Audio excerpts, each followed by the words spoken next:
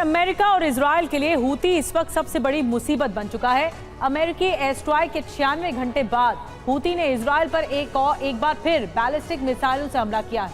Houthi ने न सिर्फ इजराइल को दहलाया बल्कि अमेरिका का F-18 फाइटर जेट भी हूती की मिसाइल से बाल बाल बच गया।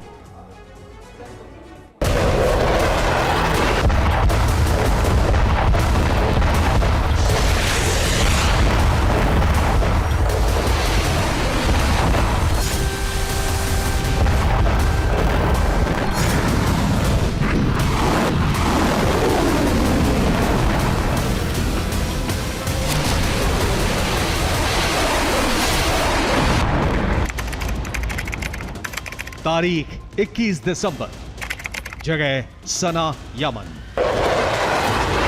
अमेरिकी नौसेना ने सना में एक के बाद एक बम बरसाए। इन धमाकों में हूती के मिसाइल प्लांट और कई हथियार डिपो तबाह कर दिए गए। क्या आप घर से कोई बिजनेस शुरू करने के बारे में सोच रहे हैं?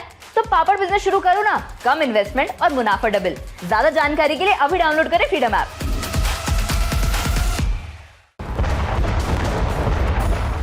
अमेरिका और इजराइल को यकीन था कि इस हमले के बाद हूती हथियार उठाने की हिम्मत नहीं करेगा, लेकिन ये विश्वास गलत था।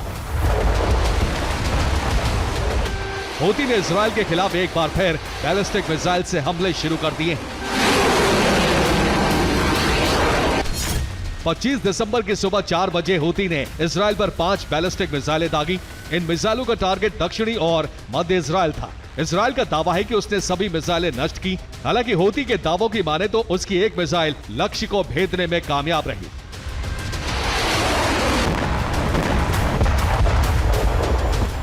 दावा है कि ये इजराइल के एशकेलोन शहर की तस्वीरें हैं, जहां पावर प्लांट के पास हूती की बैलिस्टिक मिसाइल गिरी, जिसके बाद जोरदार धमाका देखा गया।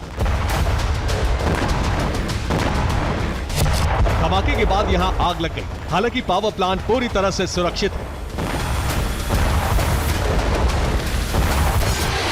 ये तेल अवीव की तस्वीरें हैं, जहां आसमान में हूती की मिसाइल नजर आई तो हड़कंप मच गया,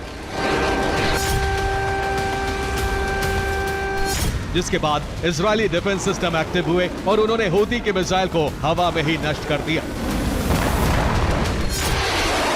साफ है, अमेरिका के हमले हूती पर बेअसर रहे। ऐसे में अब हूती के खिलाफ अमेरिका और इजराइल के साथ सऊदी अरब भी खुलकर खड़ा हो गया है। सऊदी अरब ने हूती पर हमले शुरू कर दिए। ये उत्तरी यमन के पास बॉर्डर इलाके की तस्वीरें, जहां से सऊदी अरब ने यमन के सादा शहर पर बमबारी की। दरअसल हूती न सिर्फ इजराइल बल्कि सऊदी के लिए खतरा बनता जा रहा है। अमेरिका से मित्रता की वजह से सऊदी हूती के टारगेट पर है। ऐसे में सऊदी अरब अमेरिका और इजराइल के साथ मिलकर हूती को खत्म करने की तैयारी में है। हूती को मिटाना अमेरिका के लिए इसलिए भी जरूरी हो चुका है क्योंकि हूती लाल सागर में अमेरिकी नौसेना के लिए बड़ी चुनौती बनता जा रहा है। वो लगातार अमेरिकी नौसेना को जख्म दे रहा है।